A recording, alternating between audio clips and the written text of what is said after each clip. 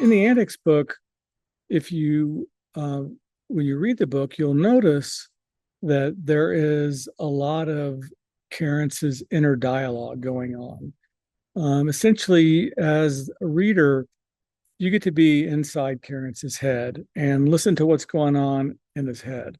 The reason this is important is those people that are involved in dysfunctional relationships, we spend a lot of time in our heads.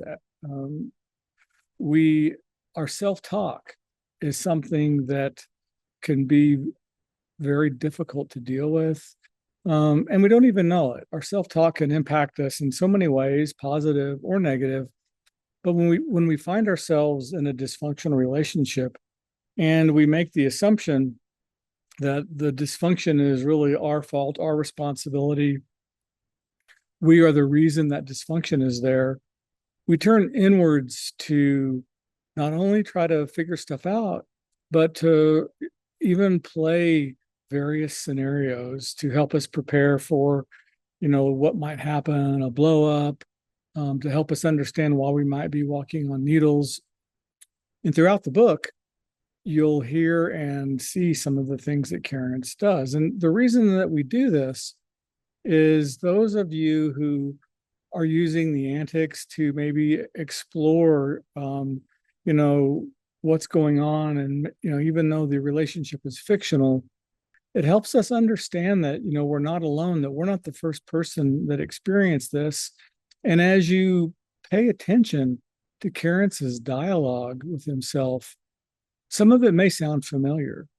Whether you are having one of those epic fights with your partner that is completely in your own mind, which is a big contributor to keeping your nervous system jacked up all the time, or whether you are questioning your reality and you find yourself stuck in a loop when your body is telling you that something isn't real, but you've convinced yourself that the dysfunctional aspect of the relationship is your fault, and your partner is convincing you to stay in that thought, to stay stuck in that area.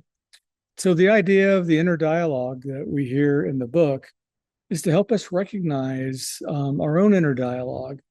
And as you see how that dialogue changes over time, you see how Carence becomes more self-aware, more aware of what's going on. And instead of dismissing his thoughts of having his own reality, he begins to embrace his own reality.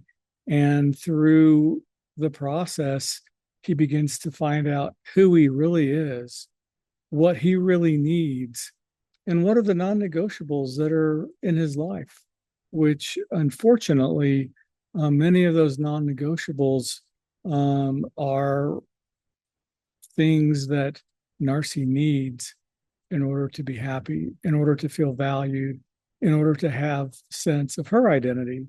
And that's why this relationship is so challenging, sometimes even to the point when you look at it as an outsider, kind of hilarious maybe, and sad at the same time. So our inner dialogue is important. The instrument used in the book is to share Carence's inner dialogue and maybe hope you can become a little more aware of what your inner dialogue is as it relates to yourself and those that you care about.